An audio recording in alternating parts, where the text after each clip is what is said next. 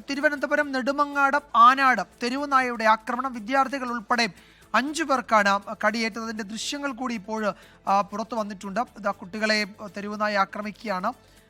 അവിടെ 5 പേർക്ക് കടിയേറ്റിട്ടുണ്ട്. ഒരു നായ ഇങ്ങനെ ആളുകളെ ആക്രമിച്ച് റോഡിലൂടെയും പരക്കം പായുന്നതാണ് നമ്മൾ ദൃശ്യങ്ങളിൽ കാണുന്നത്.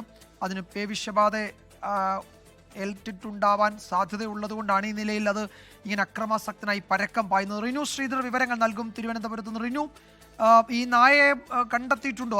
അത് ഇങ്ങനെ നാട്ടുകാരെ കടിച്ച് പാഞ്ഞു നടക്കുകയാണല്ലോ, അതിനെ അടിയന്തരമായി പിടികൂടേണ്ടതാണല്ലോ.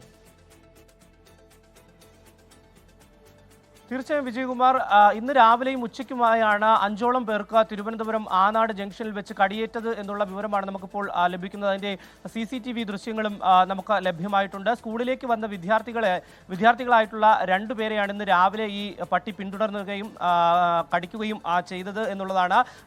ആനാട് പഞ്ചായത്ത് ഓഫീസിന് സമീപം റോഡിലൂടെ സ്കൂളിലേക്ക് നടന്നു വരികയായിരുന്നു വിദ്യാർത്ഥികൾ. 10ാം ക്ലാസ് വിദ്യാർത്ഥികളായ മിഥുൻ, ശ്രീരാഗ്, അതുപോലെ തന്നെ ശ്രീരാഗ് എന്നിവർക്കാണ്. ഇവർ ആനാട് SNVHSലെ 10ാം ക്ലാസ് വിദ്യാർത്ഥികളാണ് എന്നുള്ളതാണ്. ഒപ്പം ഒരു വീട്ടമ്മ, ബസ് സ്റ്റോപ്പിൽ ബസ് കാത്തു നിന്ന ഒരു വീട്ടമ്മയ്ക്കും അതുപോലെ തന്നെ ലീല എന്ന ഒരു സ്ത്രീക്ക് വീട്ടിന്റെ മുന്നിൽ വെച്ചും കടിയേറ്റു. ഇതെല്ലാം തന്നെ ഈ തെരുവുനായ തന്നെയാണ് കടിച്ചത് എന്നുള്ളതാണ് സ്ഥിരീകരിക്കുന്നത്. ഇതിനെ പിടികൂടാനായിട്ടില്ല.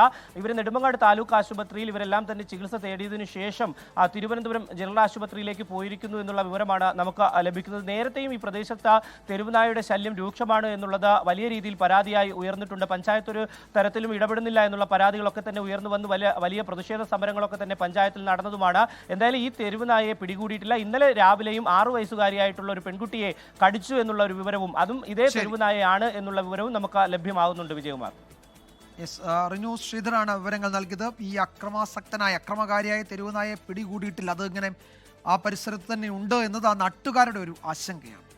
ലോകത്തെവിടെയായാലും ഏത് സമയത്തും 24 വാർത്തകളും ഓഗ്മെന്റഡ് റിയാലിറ്റി പാക്കേജുകളും എക്സ്പ്ലെയിനറുകളും വിശദമായി കാണാൻ ഞങ്ങളുടെ YouTube ചാനൽ നിങ്ങൾക്ക് സബ്സ്ക്രൈബ് ചെയ്യാം.